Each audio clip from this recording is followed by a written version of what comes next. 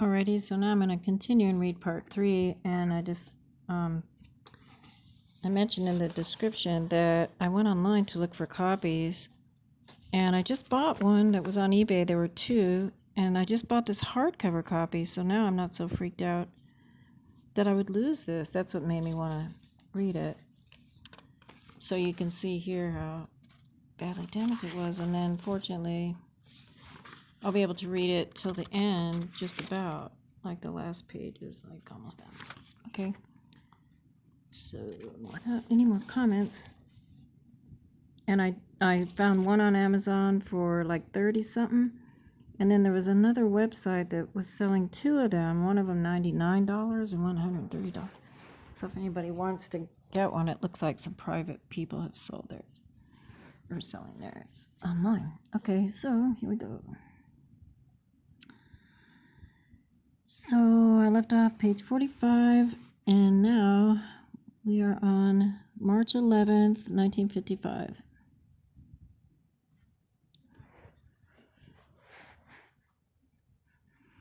In all our work, we acknowledge the presence of the Christ in our midst. We knew that without his radiations, nothing was possible to us, and with them, all things are possible. His coming was our signal to work, to study, to test through experiment, as did he when living among man in the physical form. But we also knew that by giving recognition to his radiations, they became a part of us, and we were uplifted in mind, healed in body, and made receptive in heart to the greater teachings. We knew that man must first learn to live with his fellow men before he can become aware that he is a spiritual being and can wield the light. The light in itself is an impersonal force and may be wielded as a destructive weapon as well as one which brings forth forbearance, faith, and hope to mankind. We therefore learn to live with each other, not without difficulty under such conditions. This was a test of our ability to mingle our radiations, to love, to serve, and to manifest patience. After many tests, we became finally as one man, each acting according to his individual pattern or mold. No 2 men are alike. Each is an individual in God's sight, as are the fingerprints. Each must learn his lessons in his own way, but in learning them come to the full realization that he is one with the great all-knowing, all-seeing presence, and can never be separate from any of its manifestations. Do unto others as ye would be done by. Love thy neighbor as thyself became our watchwords. Our thought for today: love one another so that you may fully experience the harmony of the vibrations of light.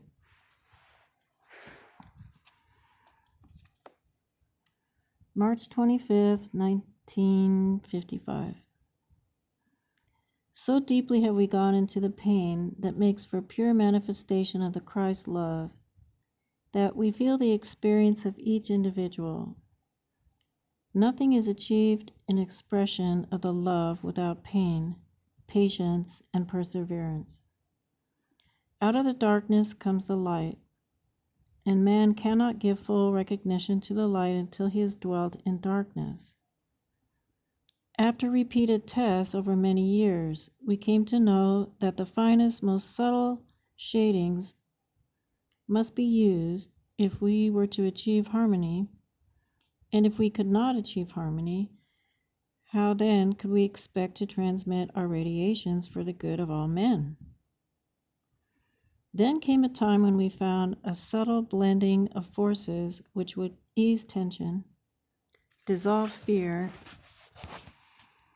and render the consciousness receptive to the great impersonal love which is the atmosphere we breathe. Mother of pearl, translucently beautiful, with many fine irradiations of the qualities of love, could best reach the consciousness of man. Love is the very substance of being, the foundation of life itself, and the harmony of all spheres in expression. April 8th, 1955. The whole body of man, physical, emotional, and mental, is composed of very fine radiations. That he is unaware of this makes it no less true.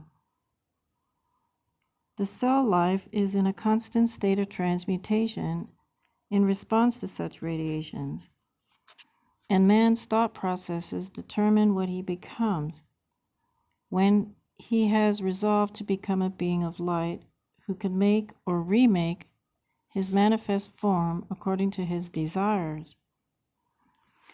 Our desire was, after receiving the presence and becoming aware of his mission, to project radiant bodies, which would in turn become servers or saviors of mankind.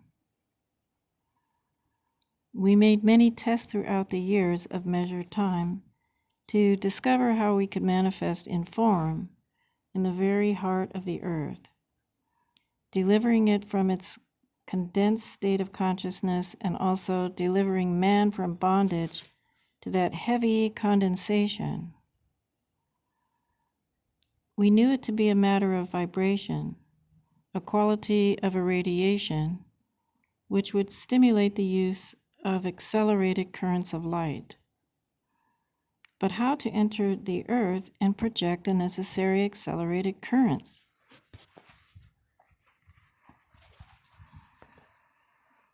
We tested by digging deep in our own caves and going in body form to animate the life of the earth. This produced some response, but was actually little more than a man who digs for coal or other minerals may do. We knew then that we ourselves must be so transformed that the earth would open to receive us. We began our translation into the finer elements by refraining from the coarse food set before us. We began to use the manna from heaven, or the etherealized substance. We partook only of this, finding consolation in the presence, who seemed to be always available. We used the color-toned radiations as they had been presented to us, and they became a part of us. We then seemed to go into deep trance, where we beheld the physical body as light and light only. We were shown the heart of the earth opening to us as the womb of a mother opens to receive the seed. We felt ourselves to be a unit enfolded within the earth, and it became one with us. Then only did we feel the transformation of the higher voltage to that of the lesser, and the transition began to take place. Our records do not show the length of time, but we became indeed earth beings, partaking of the substance of Mother Nature. April 22nd, 1955.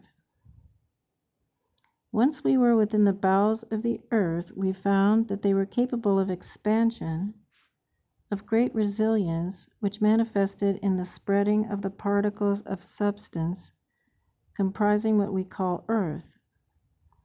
It is dense only as the mind of man beholds it.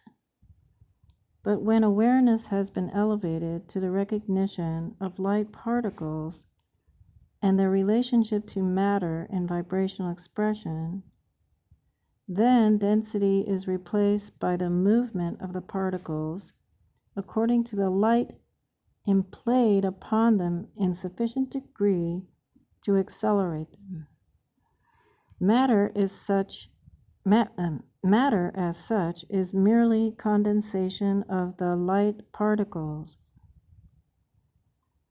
It takes form according to the pattern set by man. He is and always has been the creator of that upon which he lives. If he beholds it as dense, difficult, destructive, subject to the elements, or in whatever way he perceives its substance, then it becomes what he beholds. We found the earth expanding to our radiations. It spread into fine iridescent particles, and within them we were able to see jewels of more beauty and incomparable worth.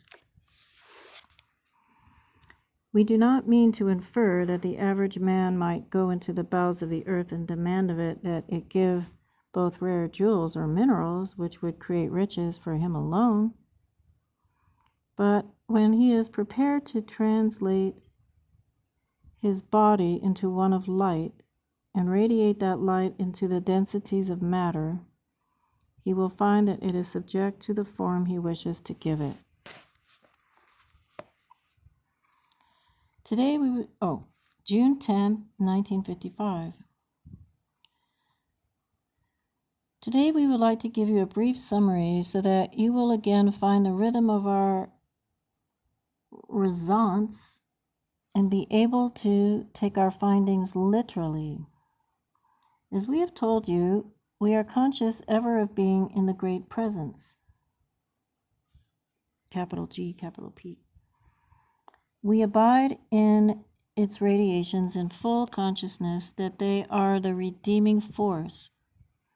They appear to us in many variations of the basic colors, and as we see them depicted in various forms and phases, we find the qualities of being clearly assembled for our preview. You would like a further explanation of that statement. It is that as we invoke a beam or degree of radiation, it is displayed for us in its varied and numerous shades, which means its various effects when translated into form. We find many manifestations not as yet visible to the eye of man, yet ready for him when he is ready to make them real. This accounts for the many and brilliant colorings now visible in your skies. For as the radiations go forth into the ethers, they become a part of your atmosphere and are absorbed by all who are responsive to them. The next step is for man to realize that such radiations are actually a part of his being and definitely related to his permanence upon the earth. This means that as he absorbs them, he relates himself, i.e., his consciousness, to the ray from which they are transmitted, and in due time finds consciousness expanding to admit the peculiar and transcendent qualities of that ray. There are 7 major rays which individualize 7 basic qualities of being. Peace has a strong, harmonious beam reflecting the light in many variations, but always in the harmony which we see reflected in nature. In the same way, the other primal rays have their own distinct color connotations. There are many, each nuance or shading reflecting to a minute degree a certain aspect of the quality of being dominant within it. Peace, in its fullest connotation, is harmony in relation to all forms of manifestation. Music, parentheses, true music, is a great purveyor of the radiations known as peace. Color, as transmitted through spiritual channels, is another positive purveyor of this quality. Peace is always existent, always in exact rhythmic response to the realms in which it is known and accepted. The mind of man must be capable of acceleration to that degree, and as it is stepped up by the opening of the heart center, peace becomes an accepted condition of being. It is thus that we behold it. But we could not do this until our whole being was aligned with the radiations and we were clear, pure channels for it.